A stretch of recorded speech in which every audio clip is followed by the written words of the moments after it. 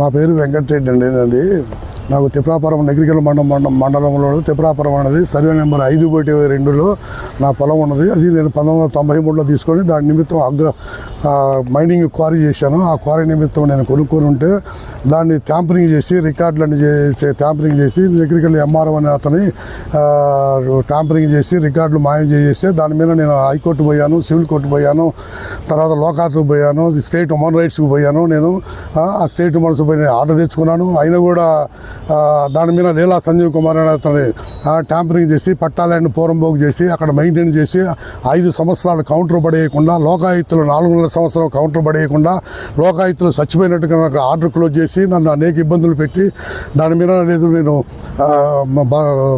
Prime minister, రాష్ట్రపతి, governor, chief secretary, principal secretary, vigilance enforcement, vigilance commissioner, revenue commissioner, ACB, CBCID అనేక మందికి తెలియపరిచి నేను 2 లక్షల అర్జీలు, 3,500 అక్నాలజ్మెంట్ పెట్టాను. 10 లక్షలు ఖర్చు పెట్టుకొని మానసిక ఆందోళన చెంది నేను ఈ ఆర్డీఓ అసిస్టెంట్ మురళి గారు అనేటువంటి వాడు 3 లక్షలు ఏసీ పట్టుకున్నాడు.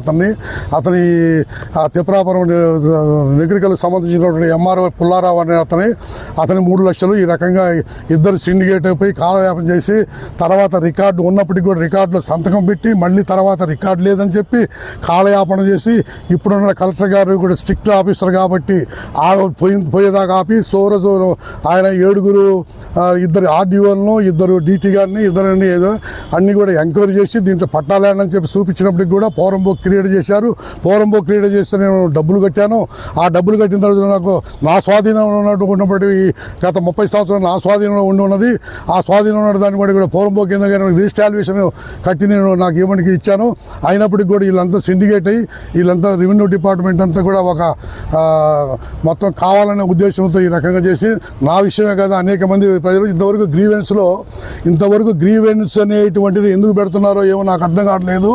ఈ గ్రీవెన్స్ అని ఎవరికైనా కూడా పని అయ్యేటప్పుడు నాకు దాఖలా కనపడలేదు. వీళ్ళంతా కూడా ఒక బిజినెస్ లాగా ఇది పెద్ద స్కాము. ఈ గ్రీవెన్స్ అనేది పెద్ద స్కాము. దీని మీద నేను కృష్ణదేవరావు గారికి తెలియపరిస్తే ఆ కృష్ణదేవరావు గారు అనేక పర్యావరణ కలెక్టర్ గారికి వచ్చి నా బాధ చూడలేక ఆయన వచ్చి పర్సనల్గా వచ్చి చెప్పాడు. తర్వాత అరుణబాబు కలెక్టర్ గారికి వచ్చి చెప్పాడు. తర్వాత చిలకలపేట గ్రీవెన్స్లో కూడా ఆయన చెప్పి పత్రాధార పాస్ పుస్తకం ఇవ్వమని చెప్పాడు. తర్వాత దీని మీద ఆయన పర్సనల్ దగ్గర ఉన్నటువంటి ఆర్డీఓ సుబ్బరాయుడు గారి దగ్గర 3 నెలలు రికార్డు అంతా పరిశీలించి ఈ 3 లక్షల అర్జీలు అనేటువంటిది ఏమిటి అని చెప్పి